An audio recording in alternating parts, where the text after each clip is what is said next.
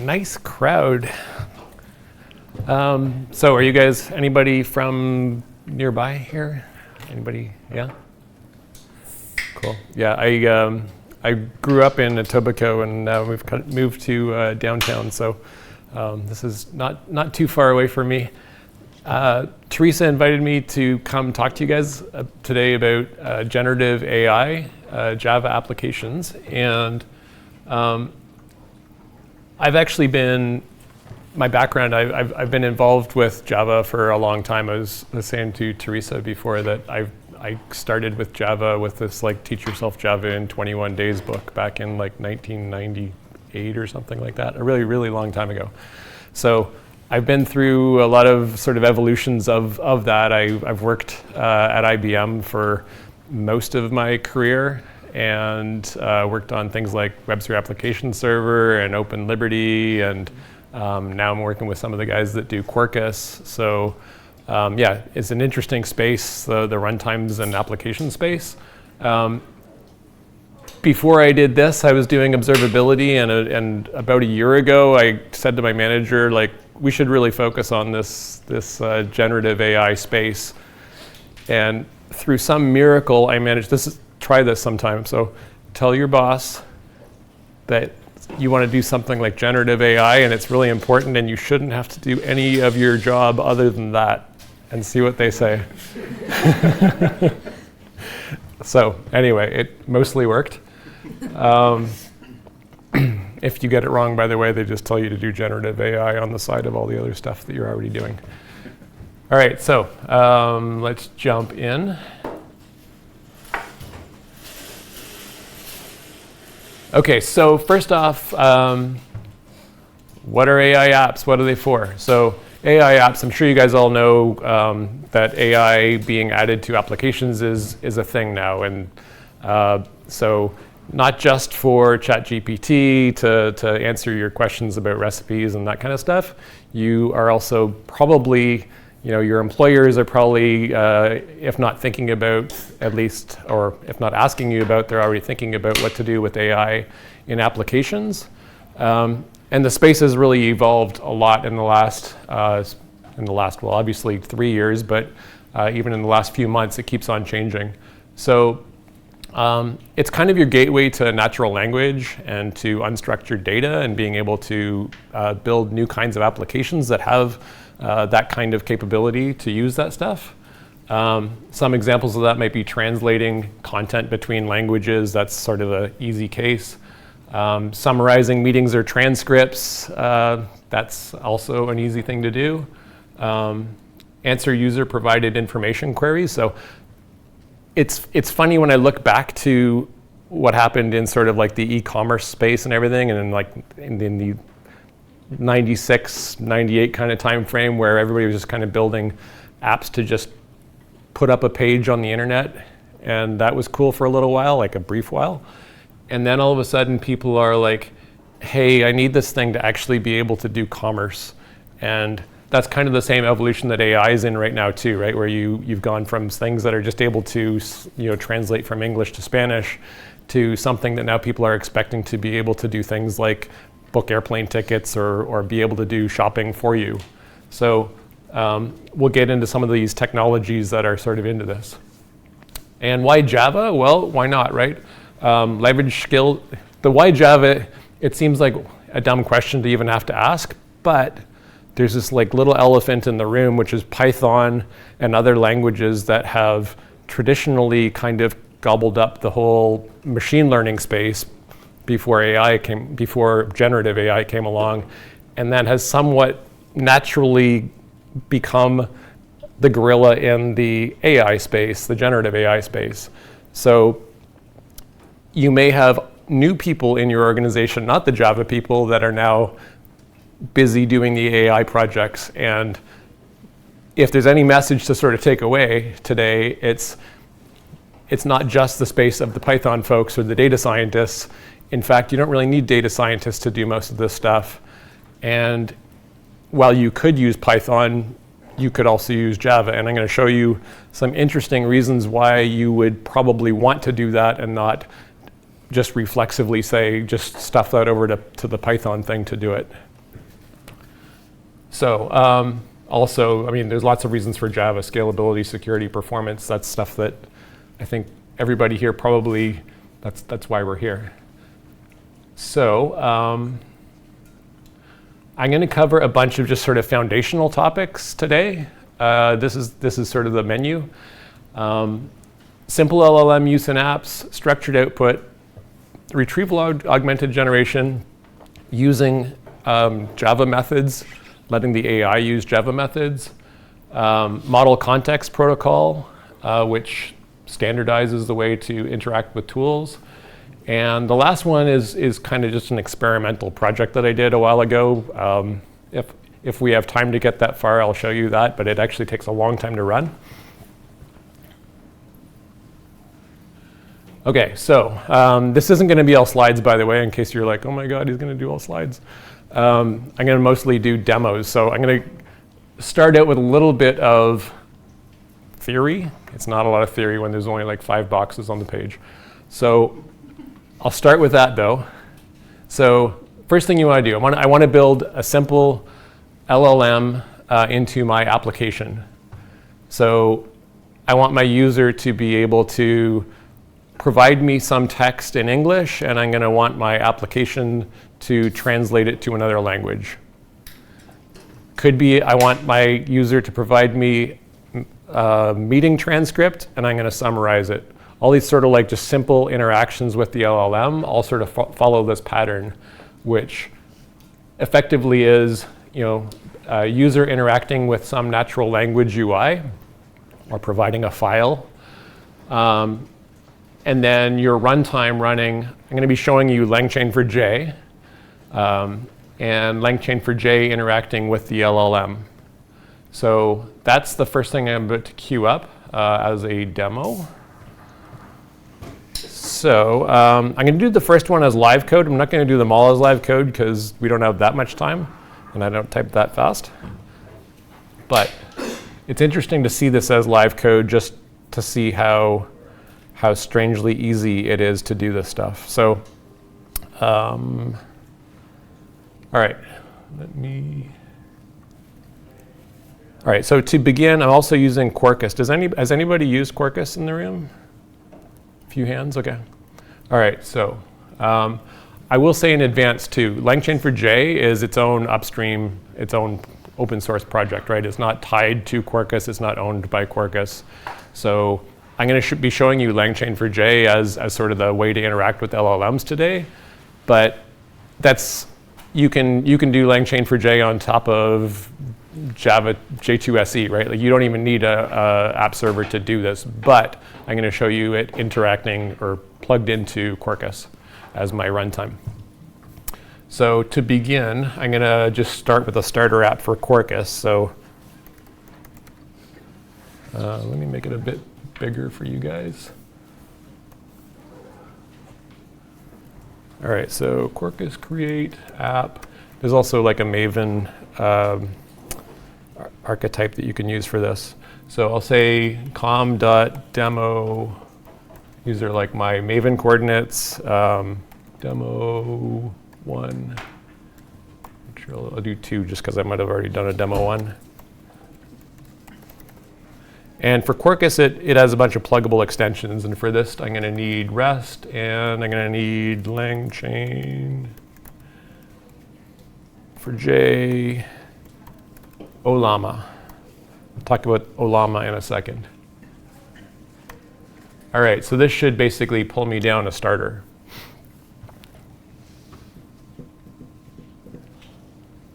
Okay, business, good.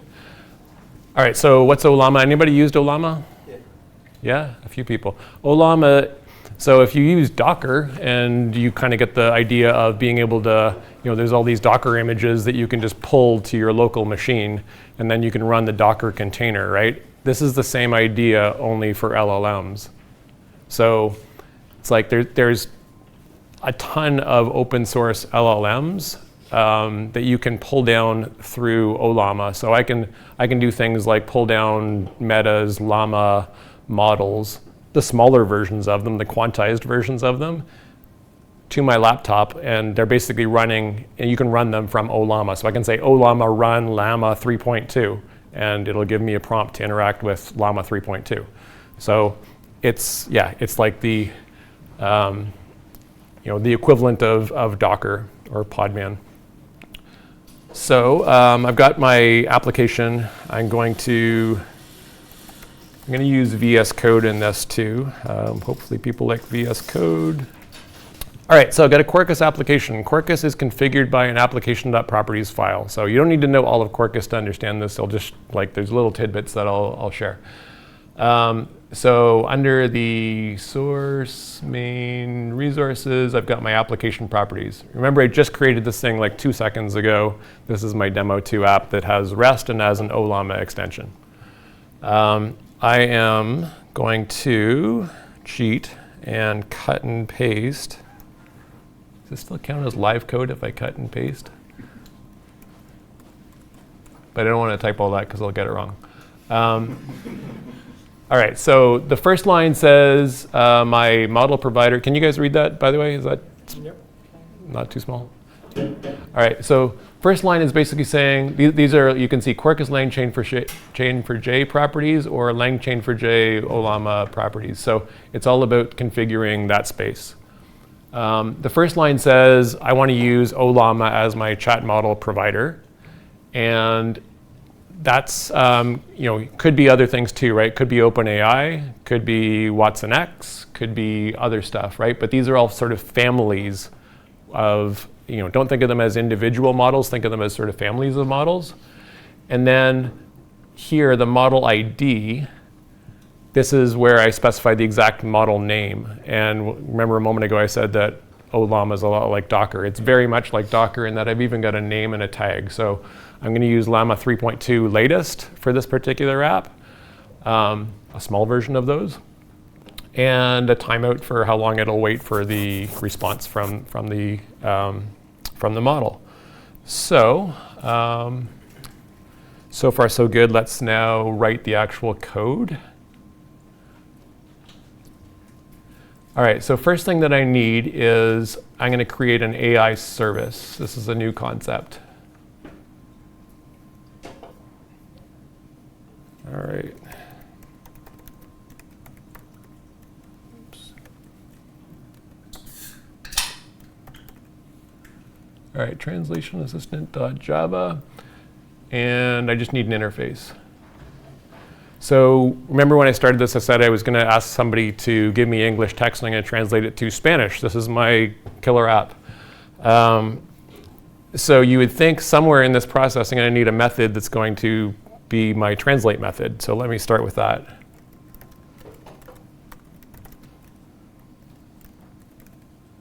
This is the type ahead there was care of our friends at Watson X Code Assistant. All right, so translate, string text is fine. And then I'm going to use annotations now to indicate that this thing is an AI service. So I'll say register AI service. And so an AI service is sort of the entity that controls your access to the LLM. So by registering an AI service, I'm basically telling Quarkus that this interface, I want it to basically create me an implementation using all those configuration properties that I just pointed out. It's going to know, because I've said I want to register an AI service and I've only got one and I'm not giving it a specific name to override the defaults, it's going to say, okay, so he wants an AI service for Ollama to talk to llama 3.2.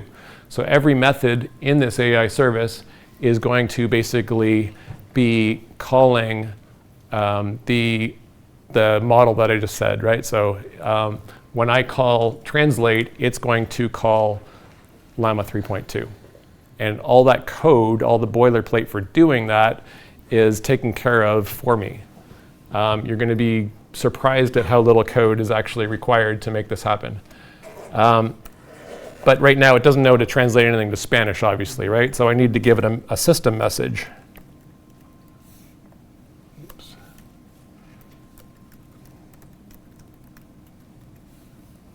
All right, so system message.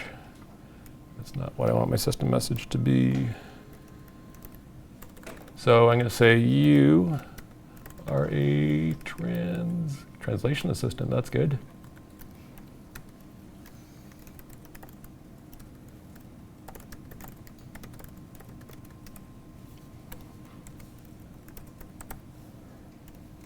All right, translate user's text to Spanish.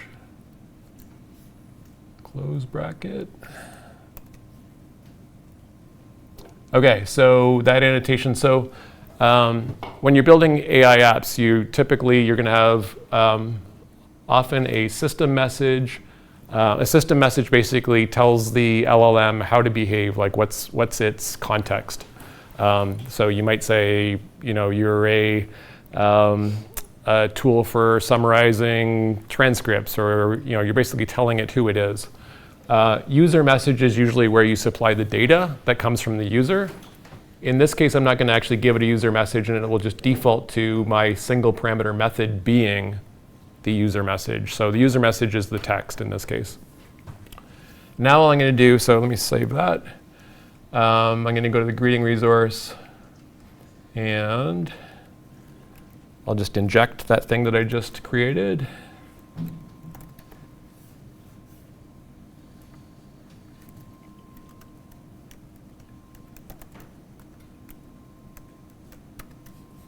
Assistant is fine. And I'm going to give it a message to translate. So I'll say return assistant.translate.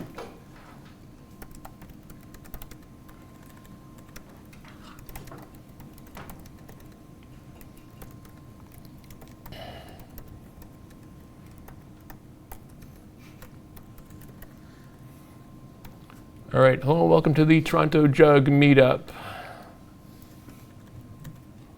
Semicolon. All right, so let's run it.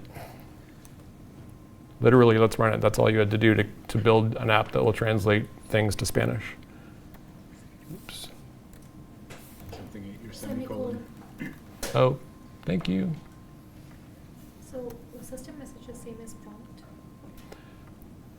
System message and prompt are related. 1 second. Okay, Maven Quarkus dev just means run Quarkus in dev mode. So I'm doing that down in the terminal at the bottom. So yeah, prompt. So that's the other thing that the AI service is doing for you, right? I'm going to call this translate method, and it's going to have to figure out the prompt to give to the LLM. And so the prompt is usually composed of the system message, which tells it who it is, the user part of it, which, think of this being chunks of the prompt, which is like, I got the system message, I've got the user message, and we'll talk about other stuff that it can put in as we go, but those are sort of the starting points so far, is it's going to have those two pieces. All right. Oh, I missed a semi. Oh, thank you. You're right. All right. Application properties is also unsaved. Thank you. All right.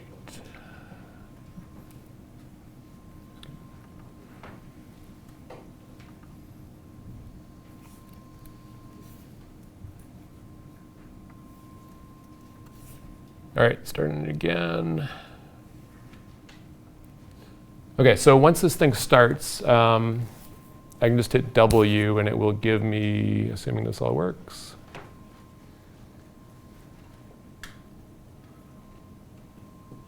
Okay, so when I hit W, I get a pop-up browser, which is on my other screen. Okay, so this is sort of part of dev mode. It gives you sort of a front end to interact with your app that you just built. So here is the endpoint, the hello endpoint. And I click on that, and now, since that REST endpoint is sending that text message to the LLM, I get back text in Spanish, hola y bienvenidos al meetup del Toronto Jug. So that's how to build a Spanish app in about 6 lines of code. You'll notice it also had this extra line of stuff that it said to give some advice on why it did what it did. So normally what I would do for that, in the interest of time, I'm not going to do it, but I would just go back and I would change the system message to be a bit more specific. So in this translation assistant, if I were to add something onto the end of that message to say, just give me back the translation, nothing else, it would respond accordingly, right? And that's, yeah, basically how you bargain a little bit with these LLMs is you see what it doesn't do well, and then you tell it what it's supposed to do better. Okay, so any questions so far? So it looks like this register AI service, that's from Quarkus. It is, yeah. There is an alternative from Lang4j. LangChain4j? Yeah, just kind of. Very good question. So yeah, you can do all this stuff with LangChain4j. Quarkus, in this case, actually does help a fair bit, because if you didn't have LangChain4j, or say if you just had LangChain4j, LangChain4j gives you the AI service interface, and you effectively would have to go to the AI service builder and just in like sort of normal fluent kind of coding to say, AI service builder, and you tell it the chat model that you want. You'd have to create the chat model with the configuration. So all the configuration that just happened automatically, that's auto configuration of Quarkus that did that for you.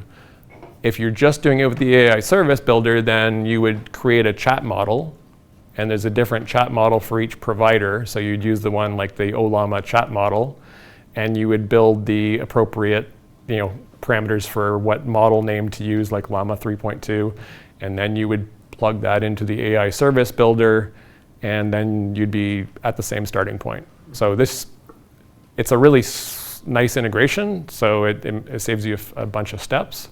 But you can certainly do it right down to like just flat Java SE with LangChain4j. Thank you. Yeah. Yeah, Don. So basically what I see, after your setup, you just give the program the interface. You just define an interface, and then it will figure out. It will implement the interface. It'll basically create a CDI bean behind the scenes that implements that interface. And that's, you saw me do an inject on the greeting resource. So that's what it's injecting, is the implementation that it created. And you just, by defining the system message to make sure that it would translate to Spanish. But does it use it to know that it's translating into Spanish and not Italian? Yes. Yeah, the system message is what you told the LLM, and so in the prompt that it generates. So it takes the system message and sticks it into the prompt. And LLMs are basically very, very simplistic request response engines. So they take a prompt and they give you a response. That's all they do. So the nice thing about this is it's basically taking your system message, and it knows if there's a user message to add that, and it formulates it in the right way for the LLM to send it in the prompt. Yeah. What can I do if I want to use my own system prompt instead of relying on the AI service to create it for me? If you want to do your own system message, you mean? If I get right what you said, system message is being fed to like LLM or AI service, right? And it creates system prompt under the hood, like what LLM should do. Yeah. What if I don't want that? I want to define my own system prompt, like with the detailed instructions. Is it possible to do this? It is possible to do that. So LangChain4j is, you can think of it kind of like two different APIs. They've got a very low-level API where I can define the chat model. Like I was saying a moment ago, you can define a chat model to Ollama, and then you can use that to create your own prompts. You can do everything at a very granular level. So if you don't want all the sort of the higher level APIs automation, and I guess in some ways lack of transparency of what's happening, you can go to the lower level API, but it's a lot more code, obviously, once Yeah, you do but that. like, can I keep the same implementation, just define the system prompt itself? Because like, I don't want to configure the module, I just want to have like my own instructions. Oh. Is it possible to do it in system message? I mean, you can, for example, you could just provide, if you, you can actually put the text as if there's extra parameters in here, I could say things like,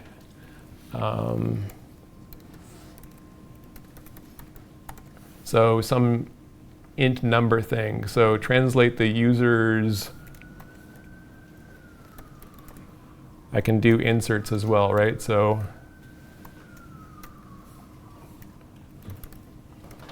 something like that. So you can do more flexible things to, if you want to completely override the system message or completely override the user message, you can just do it through the method parameters, which the reason why I'm pointing you in the direction of the higher level API is because it saves you so much time otherwise that you probably want to see if you can do it with a higher level API, do it with that because it's a lot easier, but you have the ability to go down to fairly nuts and bolts level with LangChain for J. It's just then you have a lot more code.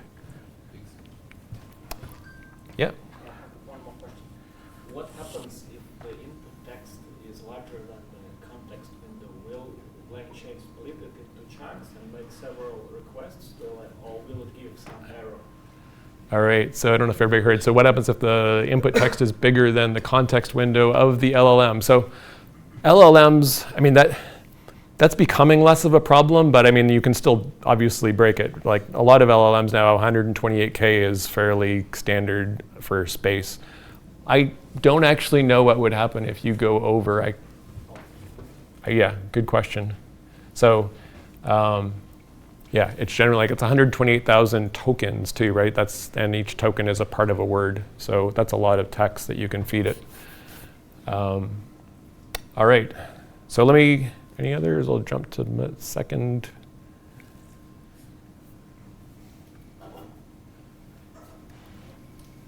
Okay, this is the to me, this is the most, when I learned this was like the part that totally rocked my brain. Structured output. So that all was nice. I could send in some text and I get some text back. You can imagine a whole class of apps that sort of helps you with. You know, I got summarizers, I've got fact extractors, I've got, you know, things that might answer random questions, that kind of stuff. I can do all that with text in, text out. But what if I want to do text in person object in Java out? So I want the LLM to respond, but I don't want it to give me back like a description of a person. I want it to give me back an object that is like a person record already filled in. It can do this. So the diagram looks kind of the same, but what's actually going on is I'm going to basically feed it, in this case, a message from the user, and I'm going to tell in my prompt, I'm going to tell it that I want to basically get the person record back from the information the user just told me about themselves. So this will make more sense in a second as I do the demo. All right, so before I forget, I'm going to shut this one off. Oops. So I don't get port conflicts in a minute.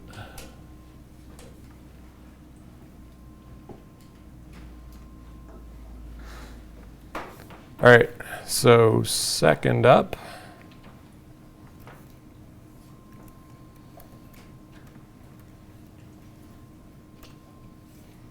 All right, so this one started out as a translator, but you'll see in a moment it's not. So concepts you already know. You've got a register AI service on top of an interface. So that's going to register it as an AI service to the system. A system message now says, you are an assistant that skillfully analyzes data and extracts from it information about a person. Year is 2025. Always respond with a JSON document. I'll talk about why JSON in a moment. And then the user message says your task is to process the data delimited by the dashes. That means down here. Extract any information regarding a person. Respond in a JSON schema that matches response schema. Okay, so what are we expecting to happen out of this? I've got a chat, method name doesn't matter, by the way. You can call it any method name that you want. So I'm calling it chat with a message. But now, subtly, we're returning a person object out of this, not a string. So this, to me, this seemed like magic when I first saw this, right? Because I'm like talking to an LLM, it's responding with text normally, but somehow this thing is going to actually figure out, you imagine behind the scenes what has to happen for this to occur, which is that the LangChain for J is now aware, because I've got a person object as the return parameter to this, it's basically saying, oh, wait a minute, that's not a string. It's introspecting the person object. It's building a JSON schema for the person object, and then it's telling the LLM, you got to give the response back to fit in this schema. Because remember I said before, the LLM is just this dumb thing that I give it a request and it gives me a response there and in just text. So the LLM is still just going to respond in text. It can't respond in objects. It doesn't know Java objects. It's going to return a JSON string that looks like the schema that the input told it to make it look like. And then LangChain for J, that's wrapping all your calls to the LLM, is going to take all the stuff out of the JSON object and fill it into my person object and return it. And it's all just going to look like magic because I just said chat and give me back a person, or chat and give me back anything, and it'll just do it. So let's take a look at the Hello World resource. So I had my Spanish assistant before, which we don't need that one anymore, and the person assistant. And before I forget, let me just start the code up here. Okay, so this one, the message says, hello, I'm John Doe. I live in Toronto, Canada, and my phone number is whatever. I'm 178 centimeters tall and was born in 2005. My wife's name is Jane. And I'm going to get it to return it in Spanish, because I already have that code, and as an object. So let's give this a shot.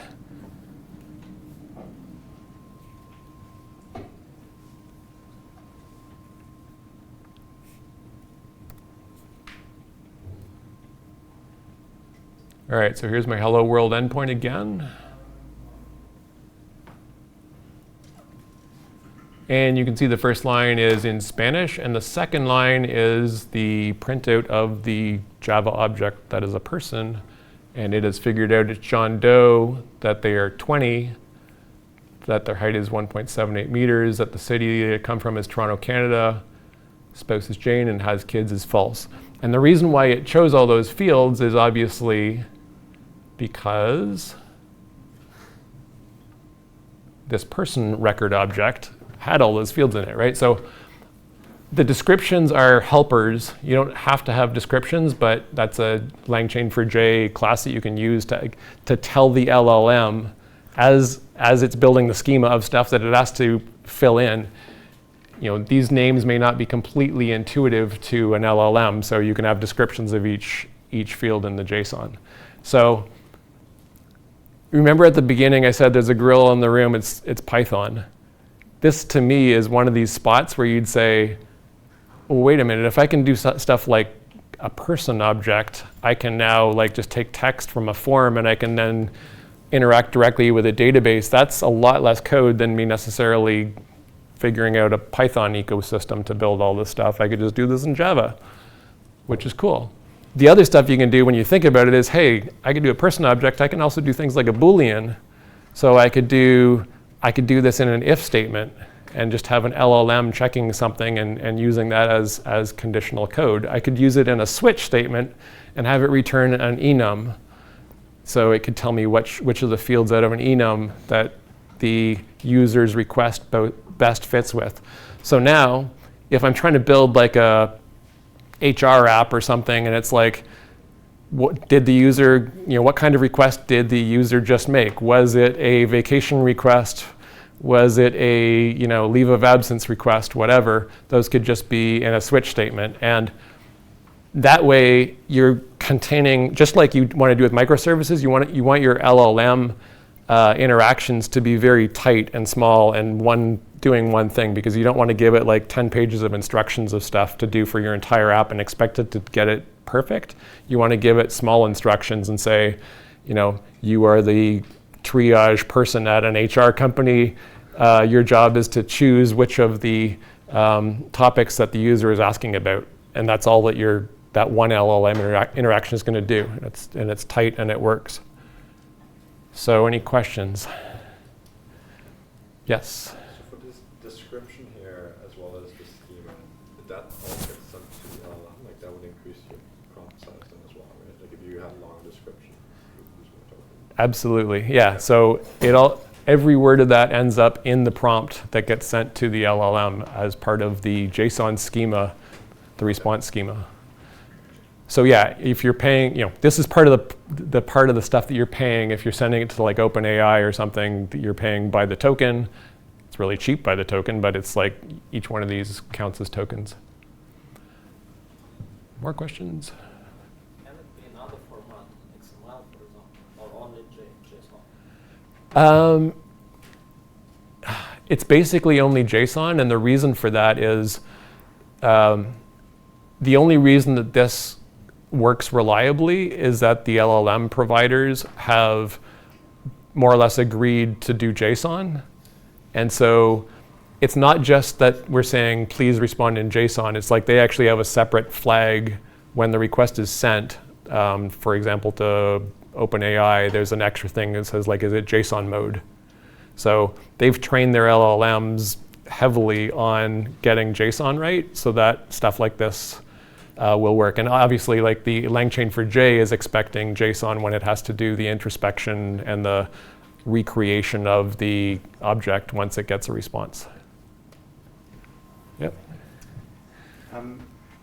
You played around with like how necessary saying, like for example, the has kids, telling it, for example, true is a value. Like is the way that it tells the schema, is that going to be enough information for it to know that it's a Boolean and the values are true and false, or do you really need to give it that much extra hinting? The interesting thing about playing with LLMs is that different LLMs are smarter than others. And so, yeah, that's actually a really good question. I meant to touch on that. This is way over specified, this thing here. If you were to use like, I don't know, like GPT-4o mini or something, you wouldn't need to say always respond with a JSON document. You don't actually need to say things like respond in a JSON schema that matches response schema either. That's actually added by default, but this is just useful to be able to show that this response schema shows up as a priorly defined named token called response schema that you can fill in anywhere you want. So you could, if you've got a big enough LLM that's smart enough, generally just get by without giving it a lot of hints.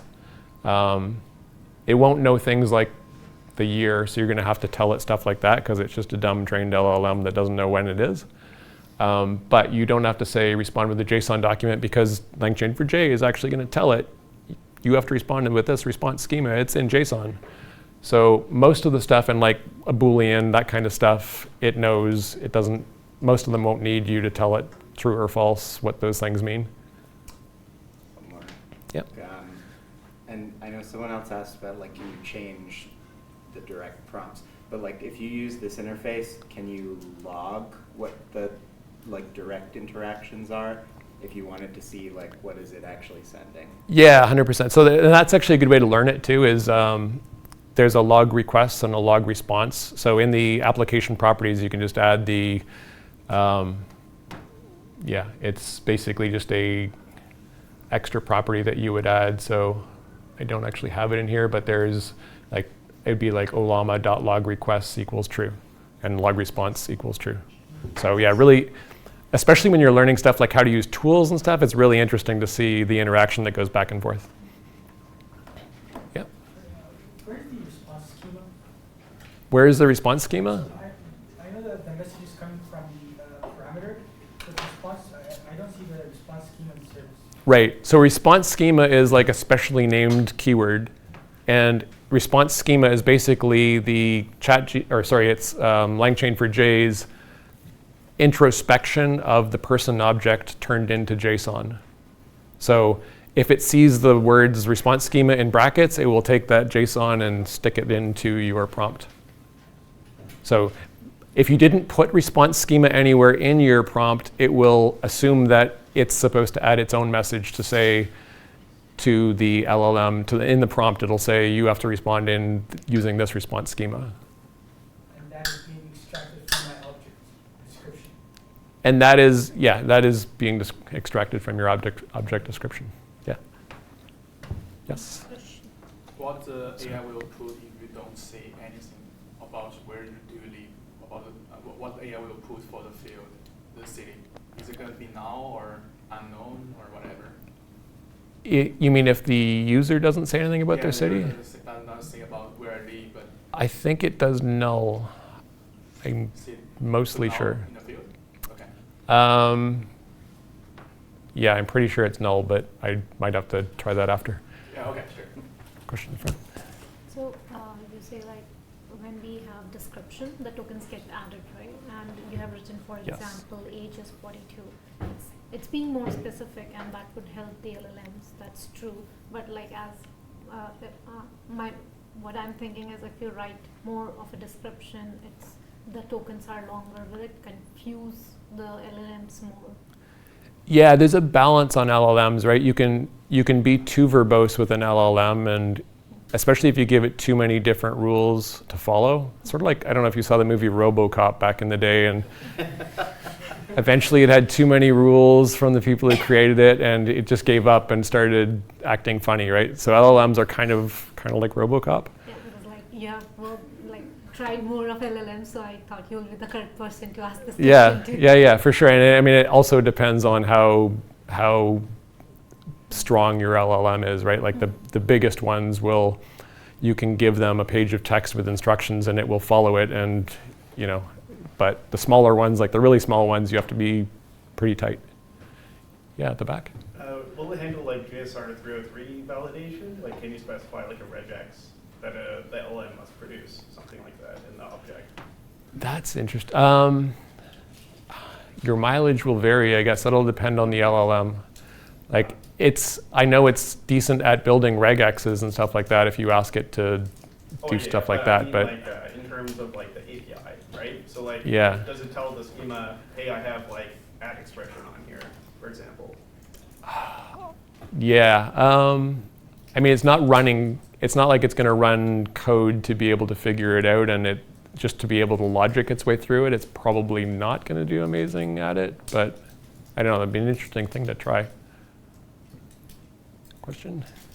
Two questions. First, follow up on one of the previous. Is it possible to end up with a partial object? Like LLM has some error and I have only like half of the fields in person. Like, do I need to check every time? Do I have all the fields? Yeah, you would. Like, so normally, if you were going to do this for real and you wanted something resilient and repeatable and all that, you would probably put an output guardrail on this. I haven't talked about it yet. But an output guardrail is something that happens after the response is generated by the LLM, but before it gets used downstream. So an output guardrail could do things like say, hey, check my person object, make sure all the fields are filled in. And then you have the option of responding from the output guardrail to say either all good, keep going. You can say total failure, stop. You can say failed, but let the other guardrails happen. Or you can say, what have I missed? Or retry. The other one is like so if you say it failed for any reason, it's going to retry it unless you said it's like a complete failure and then it won't even retry. So that's normally how a lot of these things, they look really good in a simple demo, but once you try them with harder use cases, you're going to want to put guardrails on these things so that it automatically retries, because that's, LLMs are not deterministic in their output. Yeah, do we have some built-in services and workers to do that? To put guardrails? Yeah, there's like a at input guardrail and an at output guardrail that you can add to any of the methods, just like I did with the system message. You can just put an at output guardrail, and it's got a certain interface that you have to fill in for validating. So yeah, it's easy to do, but yeah, and necessary. So second Oh, question. yeah. If I have like lots of the SI services, I don't want, for example, to say in every one of them that like today is like year is 2025. Is it possible to have some default message that will be applied to all AI services? Like with such basic info. So one thing you can do is on your, maybe you've got 10 different methods inside this same AI service. You can put the system message up top, and it applies to every method within that AI service. But if I have multiple AI services, there's no like cross-cutting message. Oops. Yeah, the other one that you can do, which I didn't do, but I could have said the date is other magic token called current date. That's a good one to know too, current date. And it will fill that in for you without it being a parameter. Yes? Does it always, in the person object, you had those multiple descriptions? Yep. And one of them was name. But if I wanted to extract, say, the first name and the last name, do I have to specifically mention it as two separate descriptions, or would it be able to handle it from the prompt directly? So if you add a person object that adds separate fields for first name and last name? No, if I don't add it. Oh, if you don't. If I don't add it and I still try to inquire it from the prompt, do you still need to define it as separate values? I mean, you don't have to. I mean, you can define, this is all just like, treat it like your intern, basically. So if your intern can understand the instructions, then chances are the LLM can understand the instructions. Sometimes better. All right, there's nothing against interns. Interns are wonderful. All right, so let me move on to, actually, let me hit quit before I forget. Close it up so I don't get the port conflicts. All right, that was structured output. That one blew my mind when I first saw it. Okay, have anybody heard of retrieval augmented generation? All right, this one, yeah, it's funny how many people have heard of retrieval augmented generation. This concept's been around for like a year, and it's now like everybody's mom knows about retrieval augmented generation.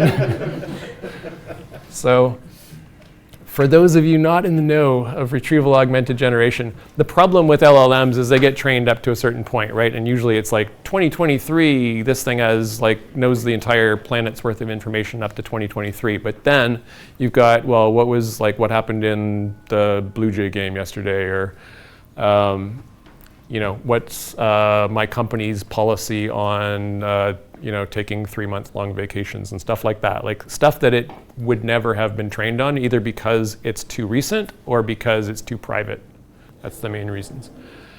So what you want to do is stuff the prompt. This is like the opposite of the structured output. When I first saw structured output, I was like, that's so amazing. That's like magic. When I first saw retrieval augmented generation, I was like disappointed, because what retrieval augmented generation does is it basically takes your docs. So imagine you've got your entire company's like HR policy, splits it up into chunks, which chunks might be like 500 tokens or however big a chunk you want. You can specify things like, an entire document is a chunk, or you can say different rules for chunks, but the default one is just going to split it based on size, number of tokens. And then it's going to compute what they call embeddings for each of the chunks. And that's more or less like turning your text into token in your text gets translated into an array. And then that set of arrays is stored in, that's basically a vector, and you store it into, or each one of those is a vector, and you store it into your vector store. So it's a different kind of database that is queryable not just on sort of relational things, it's actually queryable on similarity. So if a user comes in and says, what's your company policy on 3-month-long vacations, it will look for the document chunks, the embeddings that have the most similarity. So this is where your data science friends probably understand this way better than I do, but it's like cosine similarities and all these kinds of ways of measuring how close is a request that the user gives me that I turn into an embedding and feed to the vector store, to all the other things that were in my docs that I cut up into chunks and turned into embeddings and put into my vector store. So it'll give me basically the top n best matched chunks. So, and why I was so disappointed was, here is this awesome power of an LLM that knows everything, and basically what you're going to do is, when the question comes in from the user, it's going to look up the chunks that it needs to say, here's the snippet from your company policy that talks about 3-month-long vacations, and it'll ask the LLM to write it up. And you'd be like, I just told you the answer. But the LLM's job is basically to take the little snippet and say, okay, here's the user's question, here's the snippet from my company policy that tells you the answer already, and your job is to basically make it sound nice and send it back. So if you're thinking like the LLM is all powerful and all knowing, it's just rewording the thing from your company policy doc that you just told it in the prompt. So, but that's really powerful too, because now you can have access to information that's current. You can have access to information that is private, that never got trained in. You don't have to retrain an LLM, which is ridiculously expensive and requires lots of hardware to fine tune an LLM properly. You can just give it the snippets that it needs. So before I get off this page, any questions on that, what it's doing? All right, so this, let me jump to demo mode on that.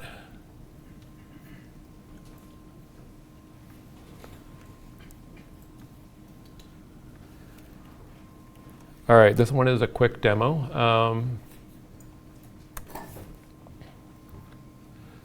All right, so Quarkus has EasyRag, and start this in the background while I'm talking.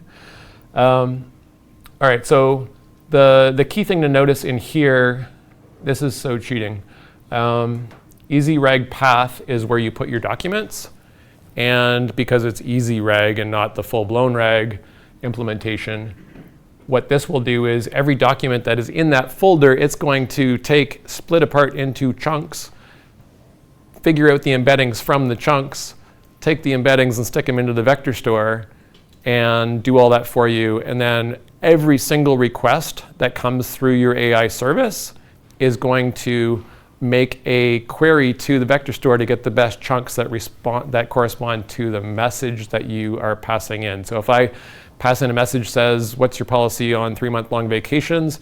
It's going to find those chunks and add it to the prompt.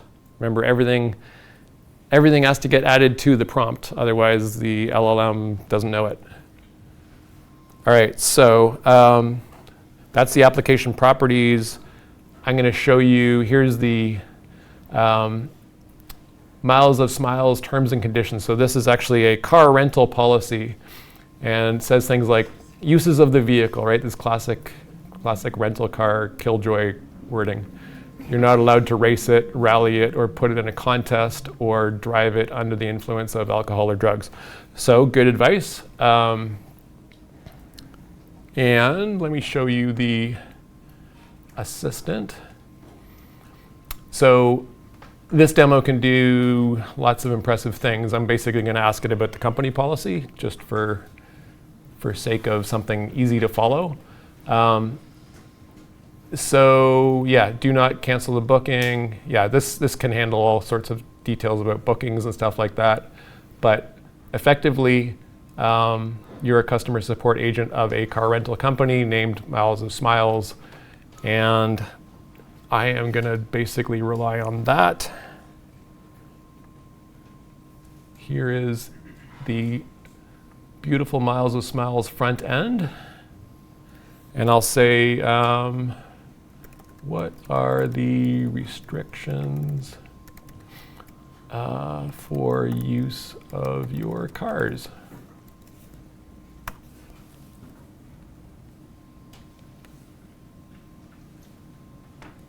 Nope, that wasn't very good. Can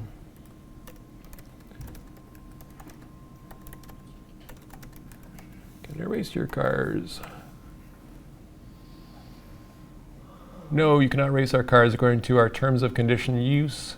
Terms of use section 5.1, all cars rented from Miles of Smiles must not be used in any race, rally, or contest. So yeah, imagine that times like 1,000 with all your docs from your company's HR policies and everything else, and suddenly you've got a chatbot that can answer questions about your docs. So this is, if you ever hear the term like chat with docs, this is what they mean is like chatting with docs. All right, any questions on that one? Yep. How efficient is it, I guess the easy array that you talked about, at basically, I guess, regenerating the vector store, or like in real time? Is that a thing you can do? So there's a bunch of parameters that you can set on the easy rag to basically say that you're allowed to cache the results from the vector store, because basically every time I'm starting the application up, it's digesting that entire directory of stuff, putting it into the vector store, which you don't really need to do that more than once. So once you're done with your development, you could actually set the flag that says that you're allowed to use the cache. So there is a parameter to do that. There's also, that's easy rag, right? So there's also, if you want to have control over how the splitting is done, if you want to use your own custom embedding store, you can do that. If you want your own vector store, like PG vector or whatever, you can do that. So you can do all the stuff without the easy rag as well. But the easy rag, again, it kind of simplifies for the easy use cases what you can do. And yeah, it can do all the caching. And well, I was talking like real time. Like suppose that you generate something and then the program is running and it's already made a vector store for it. But then suppose that as your program is running, something new is generated. And then you want to add that new document as part of the knowledge or the rag. So right. Does it have to regenerate the entire cache or? That I don't know the exact answer to. I've worked with that before. I could answer it. Yeah. So you mentioned PG vector. I told it to use PG vector as the vector store. It's just a database table, and it works just like a database table. So you can insert, delete, update, and you use the rag APIs to do it. But it's just a table, and it behaves just like a table, so the updates are immediately available. And when it sees a new doc, it doesn't bother looking at the old docs and regenerating the whole. You can tell it just add this doc to what's there. And okay. You can also, when you tell it to add a doc, you give a URL for like what is the ID of this document. So if you update a doc, it can actually take out the old one and put in the replacement vector. Oh, okay, nice. Is that the EasyRag implementation, or is it a different one? You can't do that with EasyRag. You have to go to the lower level. Yeah, that's what's the one? PG vector. PG vector. Yep. All right. Do we need to get from somewhere else, or would it still work with Quarkus and LangChain? It still works with Quarkus and LangChain. Okay. Yeah, there are actually, I think the example, there's a workshop that includes PG vector. It'll be in the last slide, the links to that stuff. Oh, the last slide. Oh, so there is a GitHub with the examples. There's a bunch of GitHubs with examples. Like I've got a bunch of URLs that will show you full-blown workshops that you can go through, or tutorials, plus the docs, all that stuff. So, that's great. Yep. All right. Thanks. You're welcome. All right, so that is RAG.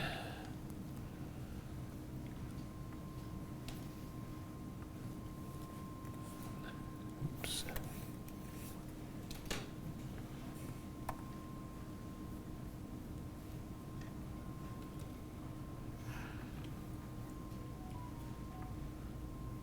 All right, so back to the slides.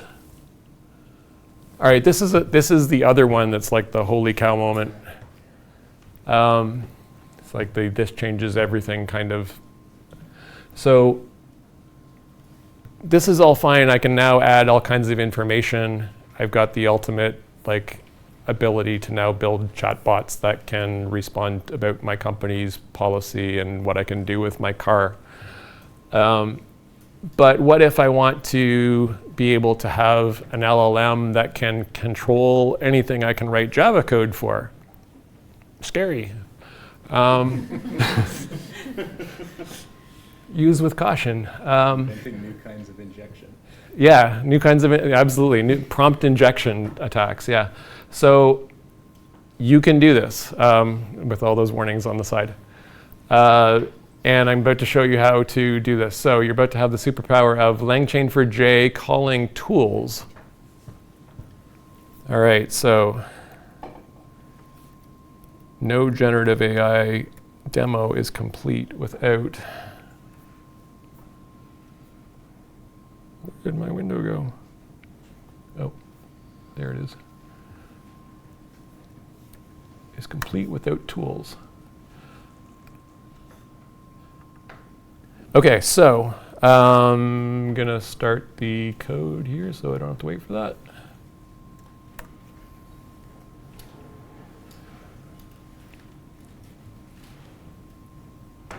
And all right, so I've written this little sample that helps me with remembering when people's birthdays are. And so my personal assistant says, you're a friendly and helpful personal assistant. You help people with their questions about their schedule. The current date is current date. Remember that friendly parameter? No think. Why did I put that in there? So you can use all kinds of models, right? And I said, oh, llamas got the ability to pull down all these models. This one I found worked well with Qwen, Qwen, which is one of the open source models that is a thinking model, right? So thinking models contrast with just regular kind of LLMs, where regular LLM, you ask it a question, and a few seconds later it gives you back a response. A thinking model tries to tell you everything it's thinking about the steps that it's going to do to try to reason through a problem. And the thought is it generally does better on answering questions if it reasons through everything. So whereas you might ask a simple kind of math question or something to an LLM and it would totally get it wrong, asking a thinking model, oftentimes it knows it can actually sort of go to first principles and sort of think its way through. And after half a page of response, it says, yeah, 10 plus 10 is 20, right? So it reasons its way along and figures stuff out. But it has a section that it prints out that says think, and then in XML, it actually says, closes like think slash at the end, and then it gives its answer. So the chain of thought happens at the top. And for most use cases, you're going to be like, I don't need to see the chain of thought. I'm not double checking your work. Just do your thinking, and then give me the answer. So I tell it no think, and it knows, this is just for like the Qwen, for a bunch of models actually that think. Telling it no think means, yeah, don't bother me paying for your tokens to tell me what you thought. All right, so that was a bit of a tangent, but this thing is going to help me with birthdays. So the schedule tool, you will notice, here's my basic schedule tool, right? So I've got a bunch of different birthdays that I filled in, plain old Java code. Got a method, or just a simple method that's telling me whether certain dates are between a different month and a day. sorry, between a start date and an end date is a month and a day between that. Surprisingly helpful. Here's where it gets interesting. So at tool, and you'll see this thing is, this isn't an AI service anymore. This is just a regular CDI accessible class. So it's application scoped class. And I've got a tool that says retrieve birthdays between the supplied start and end dates. And I give a start date and an end date. I can give an @p if the parameter names are not intuitive enough. And so that's the start date and the end date. And then if I go to my personal assistant agent, you will notice this subtle thing up at the top, which says datetool.class and scheduletool.class. And so I was just looking at scheduletool.class. What that means is basically go look at scheduletool.class and find anything that says that tool, and I want you to use those. You can have access to those tools. And so, as you remember from a moment ago, it knows how to do structured output. You can even do structured input through the same kind of mechanism. And effectively, let me explain how an LLM calls a tool. This is not what you might think. So on the outside, it kind of looks like you call the LLM, say, whose birthday is occurring in the next 30 days? And it's got this tool that it can use that says retrieve birthdays. And you think, okay, so I told the LLM, and then the LLM called the tool and asked the question and got the response and then gave me a nice text answer. But remember, LLMs are dumb. LLMs, you give them a request, they give you a response. It's a string, it comes back as a string. They don't know how to call tools. They're a big array of math. Like they're numbers. So it doesn't call tools itself, which means that this is another job for LangChain for J. So just like LangChain for J does all the work, all the heavy lifting on the structured output, where it has to like do all the introspection and everything for the LLM, this is another case where the LangChain for J will basically add to the prompt to say, in addition to the system message and user message, it'll say, you have access to these tools. Tool number 1 is retrieve birthdays. It's got a string response. It has a string first parameter that is the start date, a string second parameter that is the end date. But the LLM can't call it. So the LLM can only respond and say, I really want you to call that tool for me. Can you do that? That's the first interaction with the LLM. So it says, I want to say, tell me the birthdays in the next 30 days. Here's the tools you can use. And the LLM will say, great, I want to call that tool with these parameters. And LangChain for J will say, LangChain for J is even dumber. It's just going to say, okay, call tool X with parameter A and parameter B, and it will call it. And then it's not done, right? Because then it has to send that back to the LLM and say, you just said that for this system message, this user message, this set of tools, you wanted me to call that tool. I called that tool. Here's the answer. This is how you crank through tokens, by the way. And then, so now it's got the answer, and it can then say, okay, that's good enough. Now I know the answer. I'm going to formulate a nice sounding response now that I know the answer to that question, and it sends it back. So keeps the rules of the LLM being dumb, just string input, string output. Lets LangChain for J basically handle the acting as sort of its assistant to call the methods. All right, so let me show you this actually running.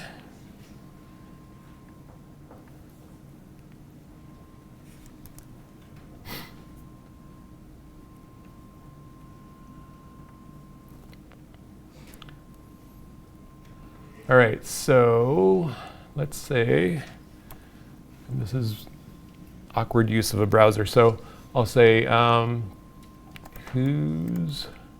already done one. So let me say, who has had a birthday in the last 45 days?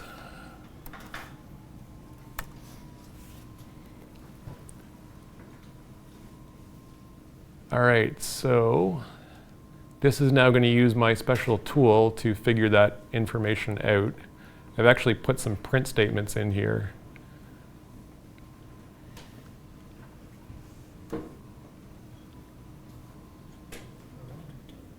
Retrieved birthdays. Adele was born on 5/5. So you can see it called a retrieved birthdays with 0428 to 0612. And so it had to do date math as well. I didn't show you the date tool.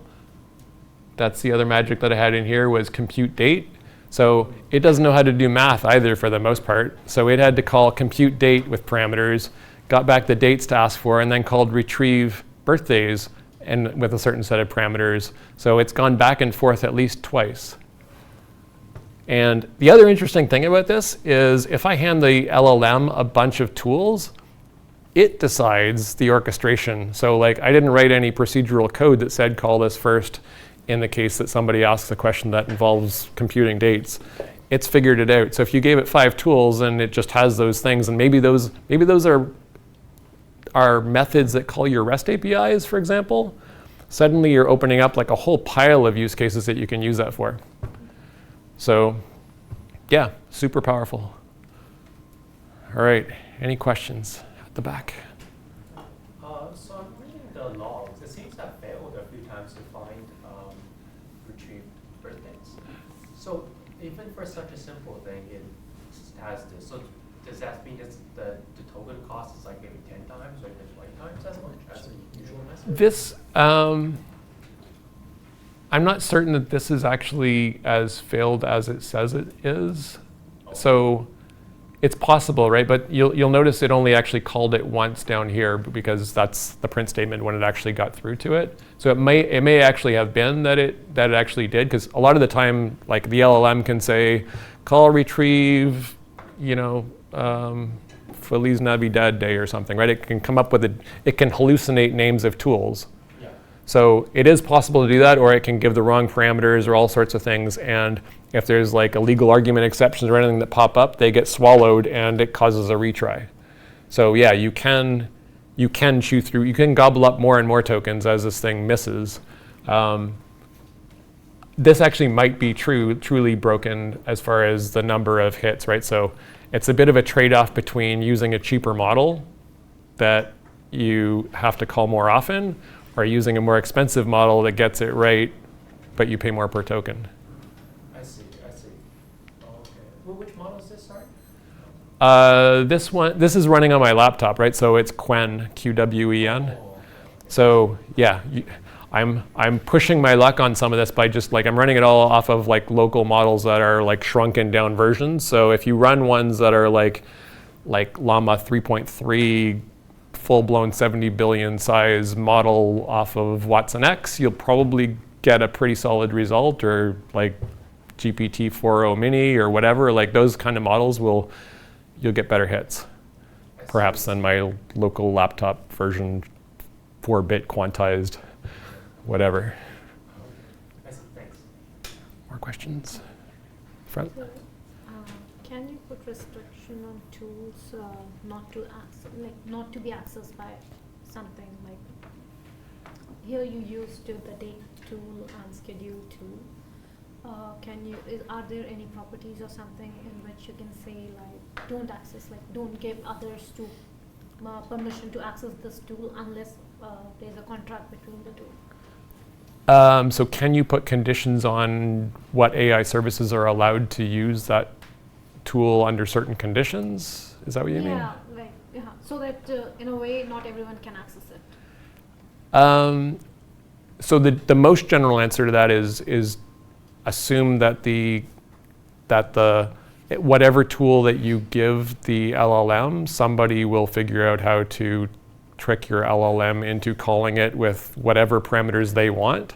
So it's completely, like you can tell it, if somebody doesn't, know the secret password, don't call that tool, but yeah. So there's no annotation or such that we can put so that no one else can access it?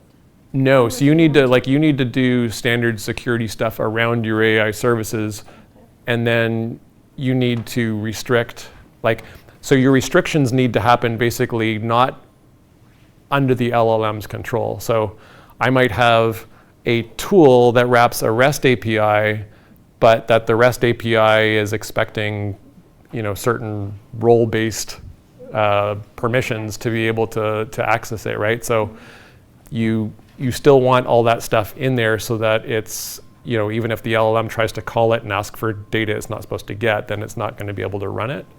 But yeah, you obviously can't let the LLM be trusted. It cannot be trusted.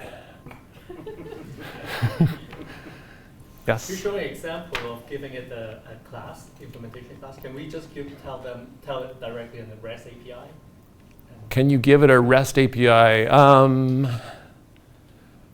No, you can't. So these it expects tools basically, right? Oh, so tools. So I have to write my wrapper for my REST API. You do, but given that's such a common use case, I'm sure you'd be able to find like I've seen like Swagger wrappers and stuff for tools. The next section actually about MCP tools. MCP is like a more standardized way of calling tools that's kind of evolved. And so people are writing more and more stuff for MCP's tools and like wrappers for that kind of stuff. Yeah, question in the back. Is there validation on the parameters for a tool? Like earlier there was like structured outputs. Is there the same thing for a tool? There is, so you are kind of responsible in the tool, like in the implementation, to do your own validation. I don't think there's like a whole kind of like validation layer like you'd have on a REST API where you can basically just get it to validated JSON schema or something. So it's going to pass whatever it even hallucinates to pass, and it's your tool's job to throw the exception to say, no, that's not a valid value. Yep. Can you connect an MCP server as a tool? An MCP server? Yeah, that's actually the next up topic, but yes, you absolutely can connect an MCP server. Yes? Is it possible that we are seeing the multiple logs here because it's trying to poll the model whether it's ready with the response or not? Because it might not be ideal for the thread to wait until the model returns the response.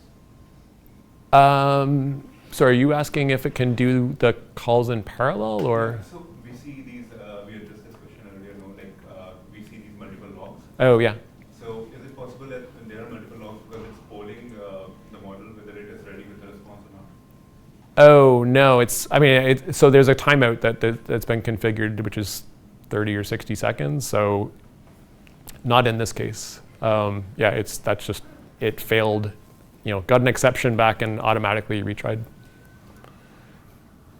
Right. A lot of things. Do you know if they have any guardrail for avoiding DDoS attack using AI? Now you have a tool you can program, say. That's a good idea. A denial of service attack guardrail.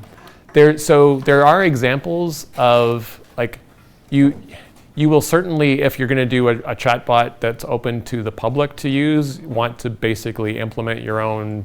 They're not exactly denial of service, but they're kind of like denial of requests that make the LLM do stuff that you'd rather it not do.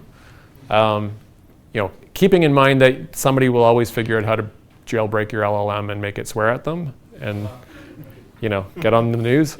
But yeah, some of the examples I'm going to show that I have the links to at the end, they do include stuff like how to do a guardrail to try to keep people from, if you've got like a weather app and it's got a chatbot, you don't want people just asking for recipes and doing stuff like that on that. And so you can have guardrails, input guardrails that say, check the input coming in, and is the input question about the weather? And if not, then it won't proceed.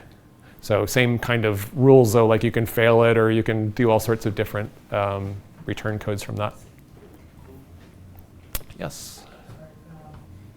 Spring AI has this thing which is called function, where you can do a real-time call. For example, you can call an API to get the weather in Ohio. Can I do the exact same thing with tools, or? Yeah, actually one of the common examples is to call, actually my MCP example includes calling the weather API.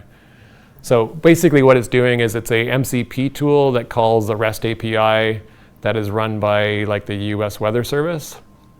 And it responds back and then the tool formats the result. So, yep, that's, all right. Teresa, I don't know, time-wise, I think we're at 8 o'clock, so I know we're at 8:07. I'm already pushing the limits of, I don't know what people want to do. I'm good for time, depends. Yeah, I would say if anybody wants to leave, I won't be offended if people leave on me, but I just want to make people aware that if they were trying to get the 8:15 bus or something. Okay, I'll try and be quicker though. So that was number 4, methods as tools. This one, so maybe what I'll do here is I'm going to talk to the theory of this, and I'm not going to do the demo because the demo takes a little while. But this is worth knowing. So MCP, if you guys haven't heard of it, Model Context Protocol. This is something that Anthropic came up with and the industry seems to like. It's basically a standardized way to host tools as well as hosting resources and hosting prompts even, which seems weird. But so basically I can run a server and that server has a bunch of tools on it. That's easy. And then I can have a REST API that says, list the tools that you have to that server, right? So same idea as the tools that we just showed you, and the method signatures are very similar even. So it will respond back and say, I've got all these different tools. These are the parameters to call my tools. And then you can also, from the client, you can say, okay, go run this tool for me. And that's going to run on the server side. So it's basically, it's kind of like REST, only it's got a tool interface that's a little friendlier, because then you can wrap it all with descriptions of every parameter and descriptions of the tool.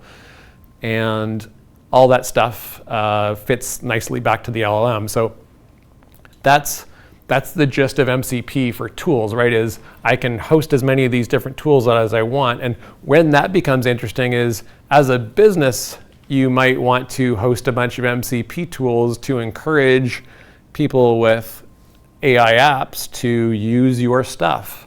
So if I'm like hotels.com, I might have a tool for searching different hotel availability, and I might, expose that on as an MCP server that anybody is allowed to query.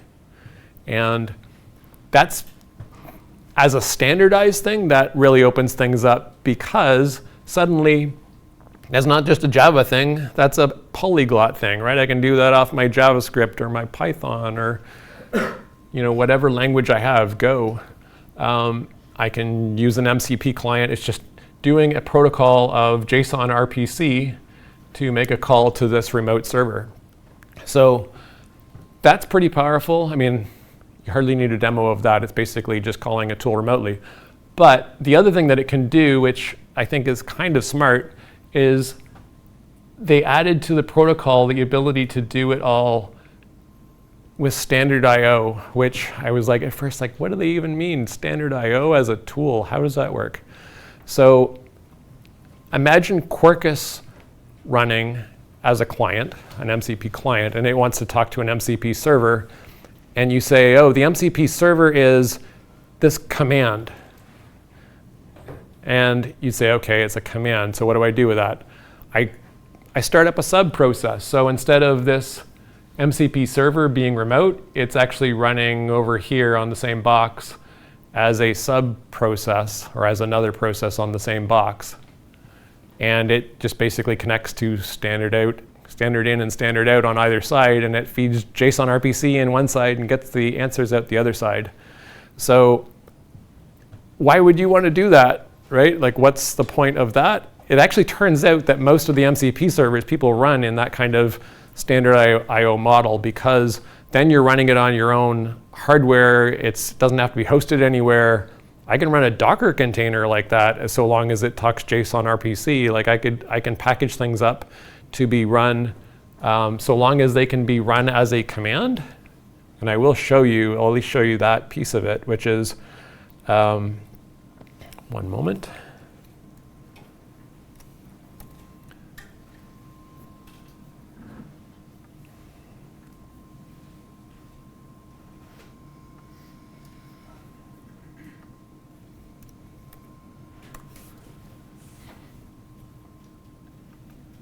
All right, so in the, here it is, application properties. So at the top, I can say transport type equals stdio, which means I want to run it as a sub-process, and I'm going to connect into the standard in and standard out. And then here is the command to run. If anybody's ever heard of, has anybody heard of JBang? All right, I know Max. I'm gonna tell Max that 4 people knew what JBang was. He's the guy who owns JBang. It's basically a way to run Java without having to have Java on your system, and it can also do things like, hey, I point to a Git repo, and it will know to go to the Git repo and find this thing and actually pull the released version of it. So simplifying this, it's basically, you can do any command you want, right? This could be like an ls, it could be anything, but it has to be able to talk JSON RPC, which is, it's more or less just like, it's kind of like a REST call, but in JSON. So this one was saying, run this file system with the playground directory as the parameter, so it would give you access to one directory called playground, and then I can basically from that I can as a user I can use the interface to talk to my file system and ask what files are in certain directories and tell it to change files and do all that kind of stuff, all because I've got this file system tool, and that's just an MCP tool. So the cool thing about MCP is you're going to see like a major proliferation of all these tools now that it's a standard or standard-ish. And yeah, if you search for like MCP servers, and it doesn't matter what language they're in, which is the other thing, right? Quarkus will run it. It's just a command. As long as you can run it as a command, you're good. So any tool suddenly becomes fair game for being latched on. Yes? That standard I/O transport, is it running like a single persistent process with like one input channel, one output channel, or is it like starting up a new process for each command?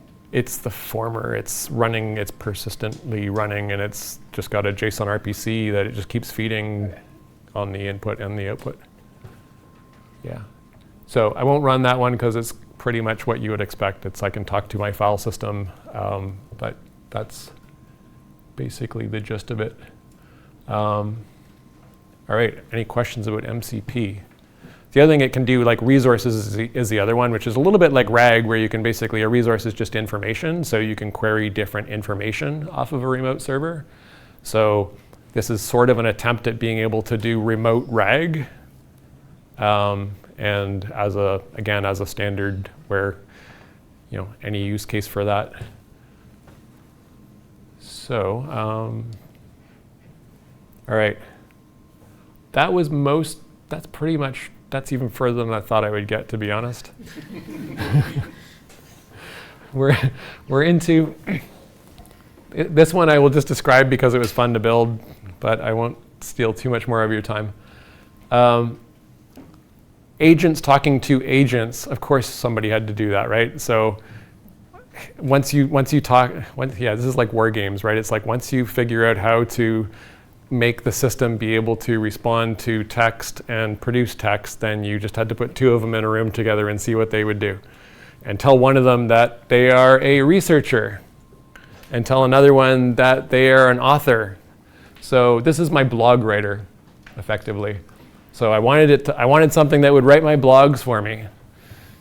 And so I've got a researcher. I give it a topic to the researcher, and the researcher feeds off to the author and says, here's my bullets on the research. The author says, great, here's my article written up based on your research bullets.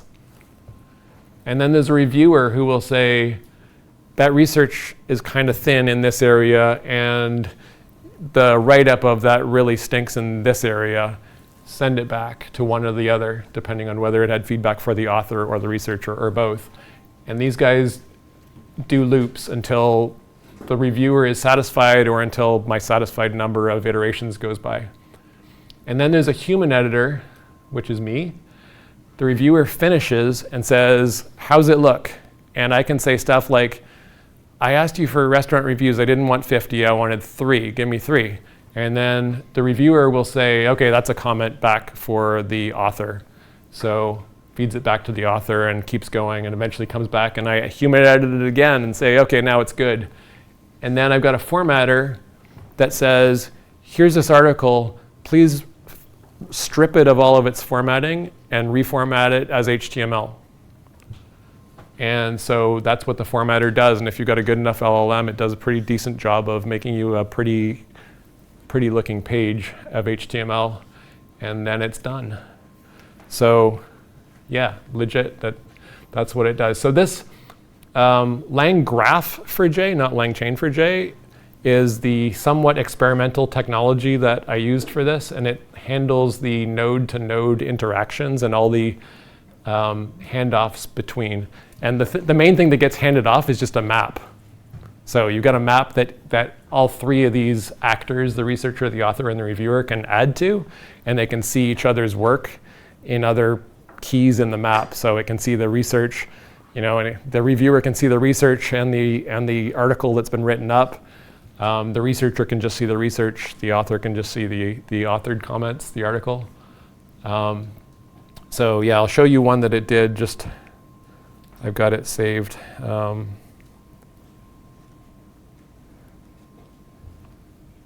Where is it? Here we go.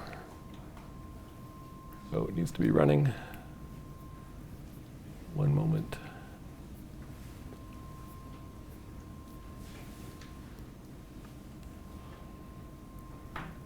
All right, sorry, any questions about that one while I actually run it?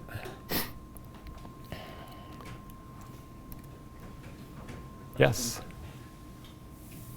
Would you choose different models for the different roles in that graph? Or? That is a really good point. So yeah, every AI service can have a different model, which means you can choose cheap models for certain tasks and you can choose like really smart models for other tasks.